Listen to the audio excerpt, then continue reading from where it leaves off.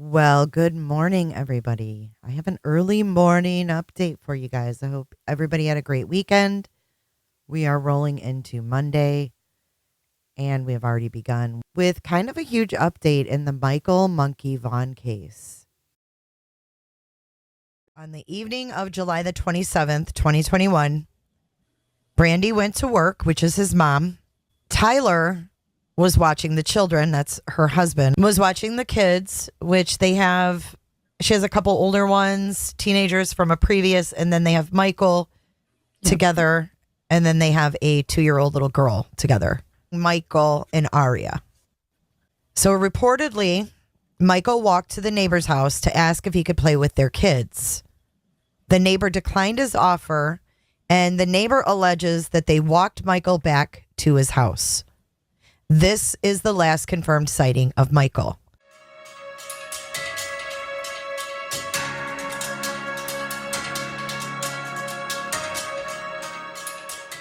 Within this time frame, approximately 6:40 p.m. to sunset is around 9:15 in western Idaho at that time of the year. Tyler reports he was changing his sister's diaper, which he reports was a particularly messy diaper, therefore taking longer to change than normal, and ordered pizza. It was during those 5 to 10 minutes that Michael went missing. If you followed Monkey's case, you know who Stacey and Sarah Wondra are. They are neighbors, right? Well, they had two guests, Adrian and Brandon. And JLR interviewed Brandon. We went over that a few months ago. I'm going to play some clips of Brandon. And then the breaking news is that we have Stacey Wondra speaking to the news himself to clear his name.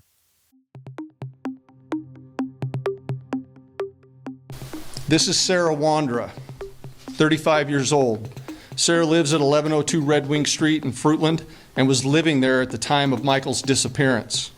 We believe that Sarah has firsthand knowledge and is involved in Michael's abduction. This is Sarah's husband, Stacey Wondra, 30 years old, a male.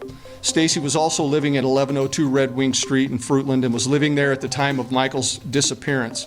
We believe that Stacey has firsthand knowledge and is involved in the abduction of Michael Vaughan. This is Brandon Shurtliff, 30 years old, of Kuna, Idaho. Brandon was living with Sarah and Stacey Wondra at 1102 Redwing Street at the time of Michael's disappearance, and we believe Brandon has firsthand knowledge of Michael's abduction. Brandon is currently believed to be in North Dakota.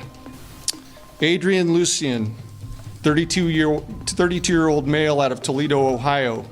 Adrian was staying with Sarah and Stacey Wondra at 1102 Redwing Street at the time of Michael's disappearance, and we believe that Adrian has firsthand knowledge of Michael's abduction. Adrian is currently believed to be in Toledo, but floats between Ohio and California.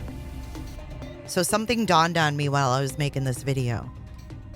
Do you remember the press conference where they unveiled a huge semi-truck with Michael's face on the side? Well, when I just heard them say that this Adrian floats between Ohio and California, and he was in Idaho visiting with the Wondras, and they say all four of them have firsthand knowledge of Michael's abduction. And each child had between 3 and 5 trailers traveling around the country with Gordon at the time. So a lot of exposure for these cases, and a lot of tips and a lot of new information generated for these cases for law enforcement. And that's our goal. So I'm here to continue with Renee's passion. And so we're very excited to be able to partner with Idaho and bring some more attention to Michael's case. Could this be more than what they're saying? Could this have been some kind of a human trafficking operation? Because if you factor in these press conferences, the one with the trailer was in August of 2022. So in August of 2022, they were going with the possible abduction trafficking route. And then in December of 2022, they unveil these 4 clowns and state that Michael's deceased. My question is, if they weren't sure he was abducted, why go to the lengths of putting him on a semi? Like, what happened between August and December, I guess is my question. All right, guys, now we're going to hear from Brandon himself. And JLR asks all the right questions. Pay attention to the times where Brandon says he, Sarah, and Adrian were out and about, and Stacey was by himself at the house. But this Adrian that I'm talking about was a different person. Who? Like, what's his last name? I don't know his last name at all. I just know that he was Adrian, and he had like kind of an afro. And we went and did kind of a YouTube video that day where we were trying to make music and kind of like a car crash scene. Mm-hmm. And we were hanging out with him doing that earlier.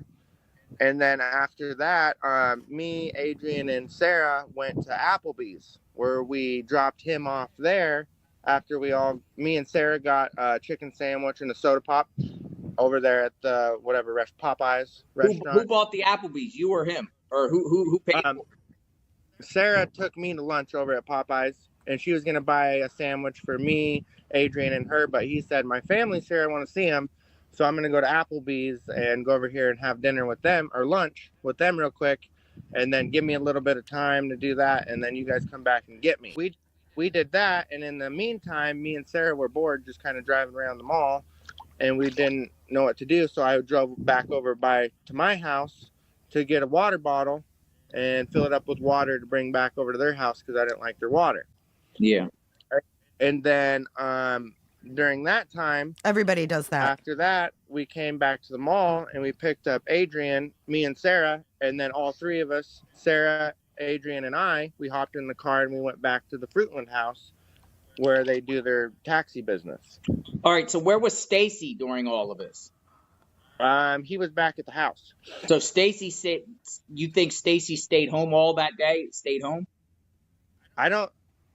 We left him there at the house. I don't know if he stayed there the whole time or not, to be honest. So Stacey's there. You guys go out. Stacey stays What home. was Adrian doing at the mall?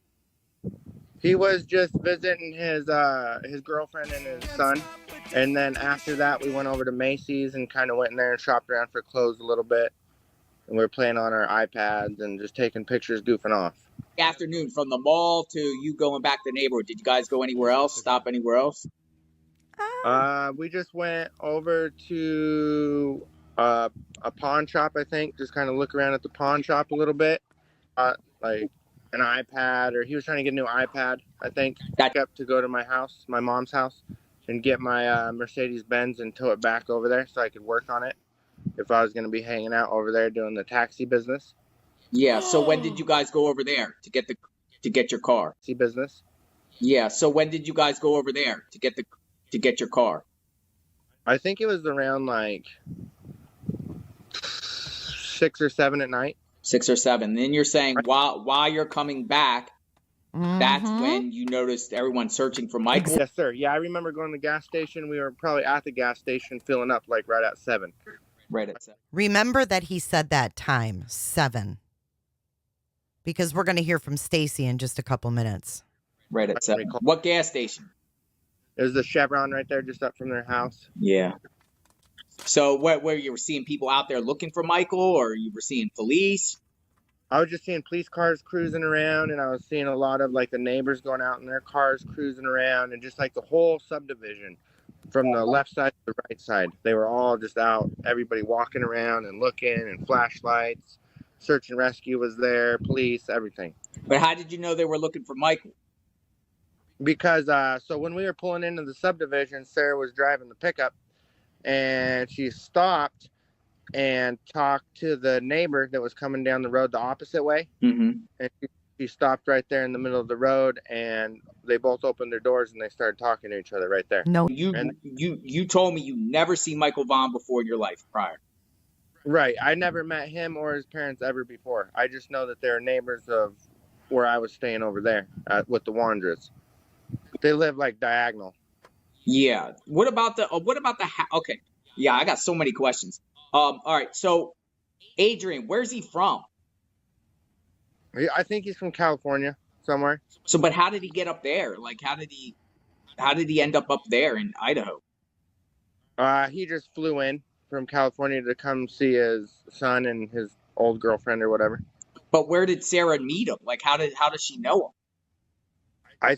I don't know. I think he just randomly like called their phone one day from the airport and said, "Can you give me a ride from here to there or whatever?" And that's probably how those The two met. milk. Obviously, Sarah, according to this arrest affidavit, she's claiming that this Adrian guy helped bury Michael in her yard. That's what she said, according to the arrest affidavits, or the neighbors. She also said the neighbor's yard too.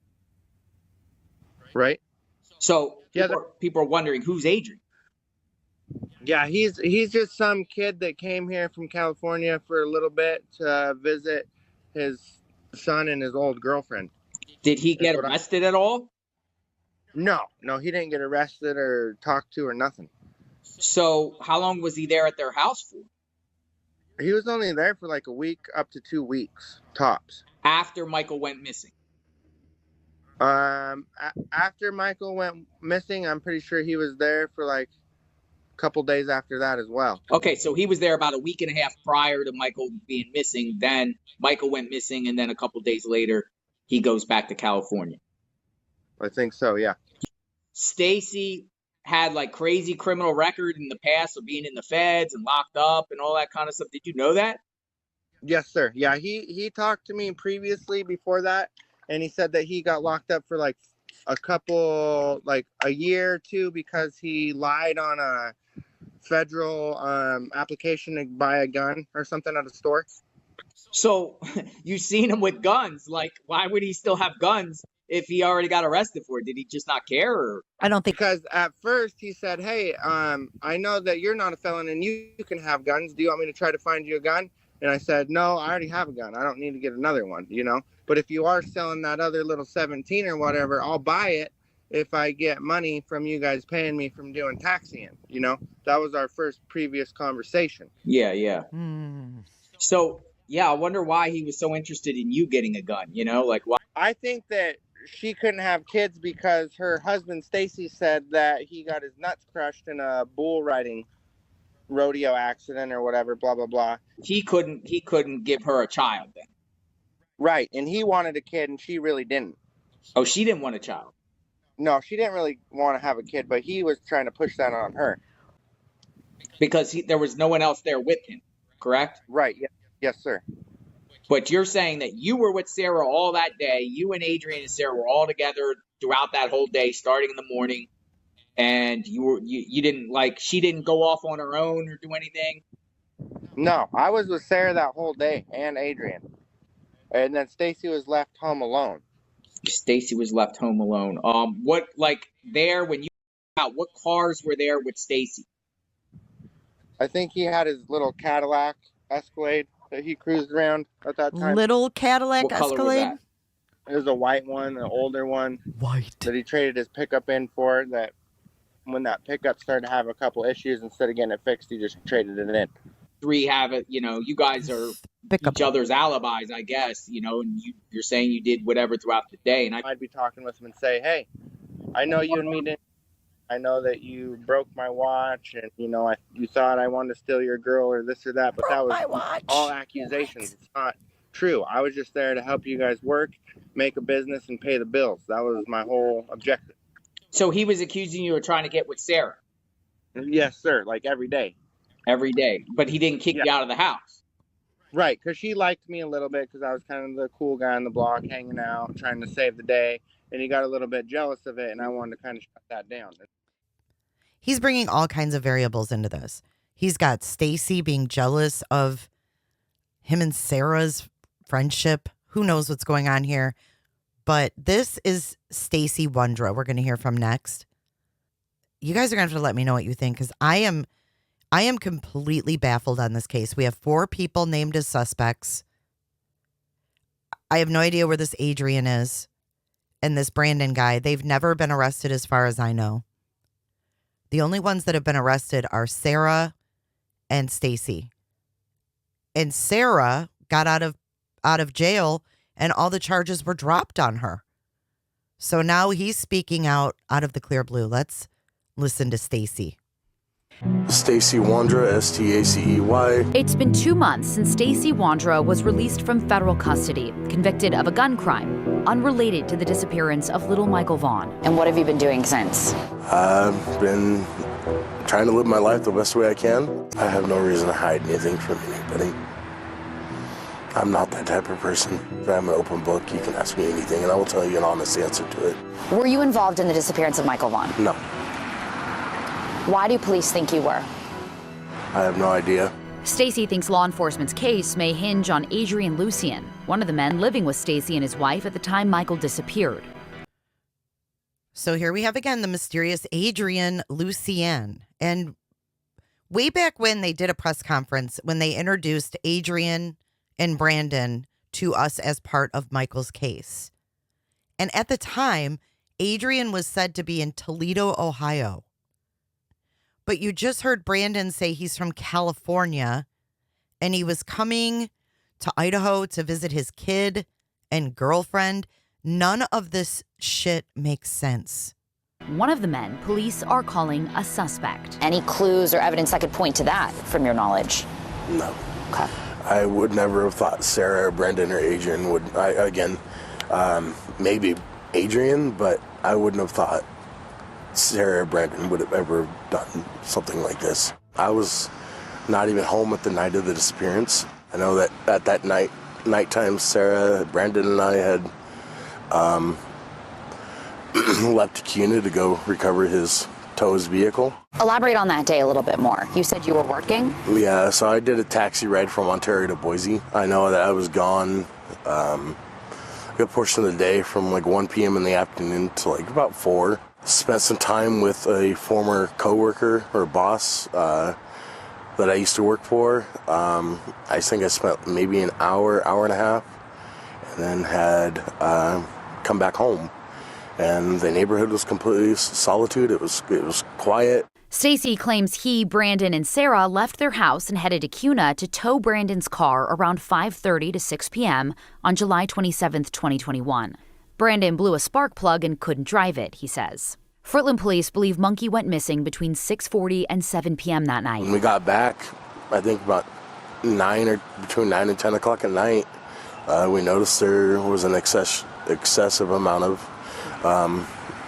people out in the community walking around the neighborhood. We had stopped and asked what was going on, and they said that a boy had been abducted or been taken, and it was news to me. It was news to Sarah, what it seemed like, and Brandon. We got home, Brandon and Sarah decided they were going to go look for the boy, and I was in the process of getting the vehicle detached from the truck because it was taking up the whole length of the street pretty much. I'm not going to lie when I say I'm super confused by their stories. But this guy expects us to believe that they got home and Brandon and Sarah were just like, oh my gosh, we have to go look for this boy. But also, where's Adrian at this point? And Brandon and Sarah all took a trip to Boise in the morning before I did my taxi ride. It was Adrian wanted to go see his kid. He claims Adrian stayed in either Boise or Nampa all night. Is that what they told you, or do you know that to be true for a fact? I mean, that's just what I'm going based off of. I mean, I was told the same thing that's, all over. I wasn't with them. Human cadaver dogs are highly reliable. Why did police tell you that human cadaver dogs pinged on your property at that home? They didn't really give an explanation. They just said that the dogs had hit around the property. But, I mean, there was nothing. I don't even know how that's even feasible because like I said, I've never even heard of this kid. I've never seen this kid. Never knew anything about him. Police said that they believe Michael's body was buried there and then moved. Can you think of any time that his body would have been buried there and then moved? Does anything stand out to you? Not at all. They were saying that he was buried by the shed.